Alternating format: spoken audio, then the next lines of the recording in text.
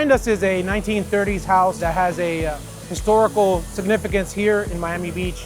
The reason why we're moving this house is because of the location. There's going to be a future amenities deck and pool there. So part of the construction here is moving the house over. So some of the difficulties excavating here in Miami Beach is the sand soil. The sand's real loose.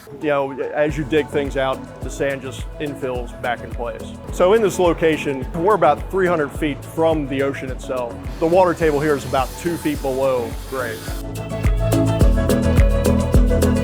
Interesting enough, they use retired aircraft tires, which are actually rated for about 250 tons to relocate this house. That's the actual weight that we'll be moving today. So what's next is the house will actually travel about 200 feet to its new location.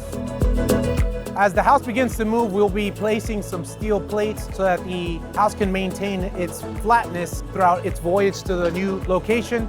We're actually going to be about 2 hours to get it from point A to point B. And a lot of people actually thought it was going to take a lot longer. But even then, we're taking all precautions. We're making sure that everything is working correctly to ensure that it is safely transported over to its permanent spot.